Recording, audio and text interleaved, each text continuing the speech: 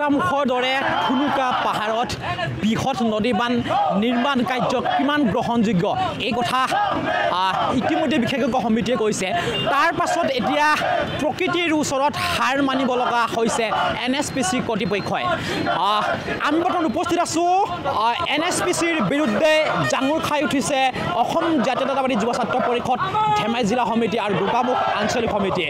আৰু আজি ধাৰাবাহিক আন্দোলনৰ কাৰ্যসূচী মৰ্মে দেখা গৈছে অসম জাতীয়তাবাদী যুৱ ছাত্ৰ পৰিষদ ধেমাজি জিলা সমিতিৰ উদ্যোগত আৰু গোকামুখ আঞ্চলিক সমিতিৰ সহযোগত নামনি সোৱণশিৰি জলবিদ্যুৎ প্ৰকল্প বন্ধৰ দাবীত গণ অৱস্থান 11 বজাৰ পৰা 1 বজাত 3 ঘণ্টীয়া এই অৱস্থান কাৰ্যসূচী দেখা গৈছে। ধাৰাবাহিক আন্দোলনৰ অংশ হিচাপে আজি প্ৰথম কাৰ্যসূচী আৰু দেখা গৈছে ইয়াতে যুৱ ছাত্ৰ পৰিষদৰ লগতে মহিলা পৰিষদ আৰু সকলো ৰাইজ গোট খাইছে নামনি সোৱণশিৰি জলবিদ্যুৎ প্ৰকল্প বন্ধ কৰাৰ দাবীত। যিহেতু আমাৰ ইয়াত কেন্দ্ৰীয় সমিতিৰ বিষয়ববীয়া আছে, আমি তেখেতৰ ওচৰত যাব বিচাৰিম। হয়, আপোনালোকৰ ধাৰাবাহিক আন্দোলনৰ ফলশ্ৰুতিত এইবাৰ প্ৰথম আন্দোলন নামনি সোৱণশিৰি জলবিদ্যুৎ প্ৰকল্প বন্ধৰ দাবীত এতিয়া আপোনালোকে কেনেধৰণৰ আগবাঢ়ি যাব? যোৱা 28 তাৰিখে কেন্দ্ৰীয় সমিতিৰ সন্মানীয় সাধাৰণ সম্পাদক পলাশ চাংমাই ডাঙৰীয়াৰ নেতৃত্বত এটা সঁজাতি দল আমি NSPCলৈ গৈছিলোঁ পৰ্যবেক্ষণৰ কাৰণে। যিহেতু ধাৰাবাহিকভাৱে হোৱা বৰষুণৰ ফলত নামনি সোৱণশিৰি জলবিদ্যুৎ প্ৰকল্পৰ স্থলীত অঘটন ঘটিছিল বুলি বাতৰিত সবিস্তাৰ প্ৰকাশ হৈছিল। আমি প্ৰত্যক্ষ কৰিব গৈছিলোঁ, কিন্তু দুৰ্ভাগ্যজনকভাৱে NSPCৰ কৰ্তৃপক্ষই আমাক আমাৰ সতীৰ্থসকল আৰু সংবাদদাতাসকলক তাত যাবলৈ তেওঁলোকে অনুমতি প্ৰদান নকৰিলে। আমি এই কাৰ্যক আমি তীব্ৰ ধিক্কাৰ দিছোঁ আৰু জাতীয়তাবাদী যুৱ ছাত্ৰ পৰিষদে ইতিমধ্যে এলানি আন্দোলনৰ কাৰ্যসূচী ইতিমধ্যে ঘোষণা কৰিছে। তাৰে অংশ হিচাপে আজি গণ অৱস্থান কাৰ্যসূচী ৰূপায়ণ কৰা হৈছে ধেমাজি জিলা সমিতিৰ উদ্যোগত গোকামুখ আঞ্চলিক সমিতিৰ সহযোগত। এই স্থানত অহা 8-9 তাৰিখে এইটো ৰাজহুৱা স্বাক্ষৰ সংগ্ৰহ কৰা হ'ব, মতামত সংগ্ৰহ কৰা হ'ব। তাৰ আগতে 6 তাৰিখে সমগ্ৰ অসমতে ধৰ্ণা কাৰ্যসূচী ৰূপায়ণ কৰা হ'ব। আৰু সেই 8-9 তাৰিখে যি স্বাক্ষৰ সংগ্ৰহ কৰা হ'ব, সমগ্ৰ অসমৰ স্বাক্ষৰবোৰ সংগ্ৰহ কৰি অহা 11 তাৰিখে গুৱাহাটীত এখন ৰাইজমেলৰ আয়োজন কৰা হৈছে। বিশিষ্ট ব্যক্তিসকলৰ দল সংগঠনৰ তালৈ আমন্ত্ৰণ জনোৱা হৈছে আৰু সেই তাতে সিদ্ধান্ত কৰা হ'ব পৰৱৰ্তী পৰ্যায়ে আমাৰ কাৰ্যপন্থা। তাৰ লগতে ইতিমধ্যে আমি 16 তাৰিখে এটা সভাত্মক বন্ধৰ কাৰ্যসূচী আমি ঘোষণা কৰা হৈছে। তো আমি এই স্থানৰ পৰাই অসম চৰকাৰক কেন্দ্ৰীয় চৰকাৰক আমি আহ্বান জনাব বিচাৰিছোঁ যে তেওঁলোকে অতি সোনকালে নামনি সোৱণশিৰি জলবিদ্যুৎ প্ৰকল্পটো বন্ধ কৰাৰ কাৰণে তেওঁলোকে সিদ্ধান্ত গ্ৰহণ কৰক। উল্লেখ কৰিব বিচাৰিছোঁ যে আজি শাসনত যিসকল দলৰ নেতৃত্বত অসমত চৰকাৰ গঠন হৈছে, কেন্দ্ৰত চৰকাৰ গঠন হৈছে, দুৰ্ভাগ্যজনক ঘটনা। যিসকলে বৰ্তমান শাসনত আছে সেইসকলে বিৰোধী থকাৰ অৱস্থাত নামনি সোৱণশিৰি জলবিদ্যুৎ প্ৰকল্পৰ বিৰুদ্ধে তেওঁলোকে আন্দোলন কৰিছিল। আমি মনত পেলাই দিব বিচাৰিছোঁ তেওঁলোকক। আৰু তেওঁলোকে যে গণতান্ত্ৰিক আন্দোলনক তেওঁলোকে যে বাধা দিব বিচাৰিছে, গণতান্ত্ৰিক আন্দোলনক বাধা দিয়াৰ অসম চৰকাৰৰ কোনো নৈতিক অধিকাৰেই নাই। কাৰণ এই অসম চৰকাৰ বৰ্তমান যিসমূহৰ নেতৃত্বত অসম চৰকাৰ গঠন হৈছে তেওঁলোকে নামনি সোৱণশিৰি জলবিদ্যুৎ প্ৰকল্পটো বন্ধ কৰা হ'ব বুলি সিহঁতে আন্দোলনৰ ৰাইজৰ আগত তেওঁলোকে প্ৰতিশ্ৰুতি প্ৰদান কৰিছিল।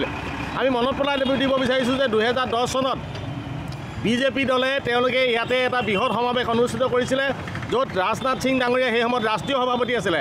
তেওঁলোকৰ দলৰ ৰাষ্ট্ৰীয় সভাপতিয়ে ইয়াতে তেওঁলোকে অংশগ্ৰহণ কৰিছিল আৰু সকলো ৰাইজৰ আগত তেওঁ ঘোষণা কৰিছিল যে BJP দলে বৃহৎ নদীবান্ধৰ পোষকতা নকৰে। যদি BJP দলে শাসনলৈ আহে নামনি সোৱণশিৰি জলবিদ্যুৎ প্ৰকল্পটো বন্ধ কৰা হ'ব বুলি তেওঁ ৰাজহুৱা প্ৰতিশ্ৰুতি দিছিল। লগতে বৰ্তমান অসমত অংশীদাৰী দল হিচাপে থকা অসম গণ পৰিষদ দলে 2010 চনৰ নৱেম্বৰ মাহত ৰঙানদীত তেওঁলোকে গণসমাৱেশ অনুষ্ঠিত কৰিছিল।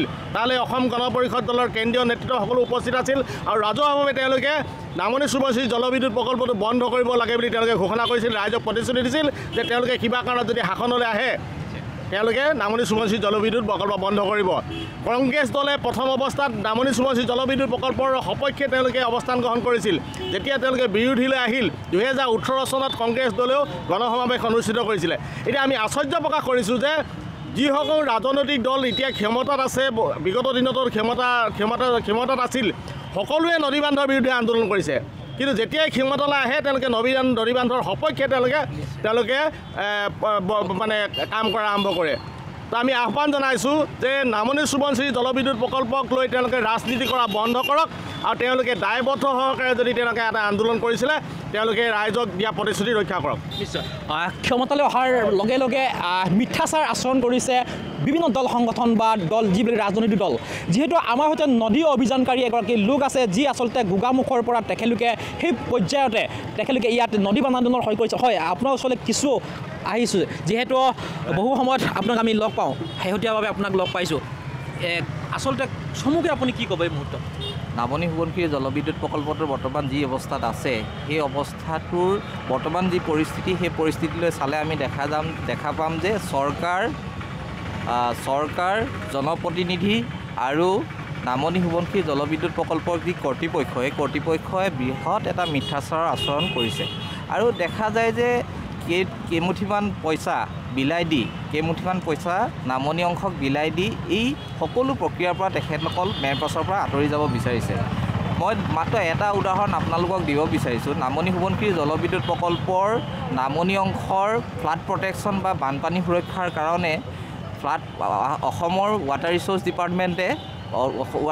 ডিপাৰ্টমেণ্টে 1500 কোটি টকাৰ এটা প্ৰজেক্ট নামনি সোৱণশিৰি জলবিদ্যুৎ প্ৰকল্প কৰ্তৃপক্ষক দিছিল কিন্তু সেই প্ৰকল্পটোৰ পইচা মাত্ৰ 145 কোটি টকা ছটিয়াই দি তেখেতসকলৰ সহযোগিতাৰ নামনি অংশৰ সহযোগিতাৰ যি এই দায়বদ্ধতা সামৰিব বিচাৰিছে এই এনেকুৱা ধৰণৰ বহু মিথ্যাচাৰ তেখেতসকলে কৰিছে আৰু মূল কথাটো হ'ল কি নামনি অংশৰ মানুহক তেখেতসকলে কোনো ধৰণে মান্যতা বা সন্মানজনক স্থিতিৰে আজিলৈকে চোৱা নাই দেখা যায় যে সোৱণশিৰি নদী বান্ধৰ সম্পৰ্কত যিবিলাক ষ্টাডি আছিলে যিবিলাক অধ্যয়ন আছিলে সেই অধ্যয়নবিলাক ৰাজহুৱা কৰাৰ যি প্ৰতিশ্ৰুতি আছিলে চৰকাৰ বান কৰ্তৃপক্ষ আৰু জনপ্ৰতিনিধি বৰ্তমানৰ জনপ্ৰতিনিধিসকলৰ সেই জনপ্ৰতিনিধিসকলে কোনো প্ৰকাৰে আজিলৈকে ৰাজহুৱাভাৱে অসমীয়াকৰণ কৰি ৰাইজক বিলাই দিয়াৰ যি প্ৰতিশ্ৰুতি সেই প্ৰতিশ্ৰুতি এতিয়ালৈকে ৰক্ষা কৰা হোৱা নাই যিহেতু আমি ইয়াতে যুৱ ছাত্ৰ পৰিষদৰ কেন্দ্ৰীয় সমিতি জিলা সমিতিৰ বিষয়ববীয়া আছে সকলো লগত আমি যাব নোৱাৰিম যিহেতু কম সময়ৰ ভিতৰত এই প্ৰতিবেদন আমি যুগুত কৰিব লাগিব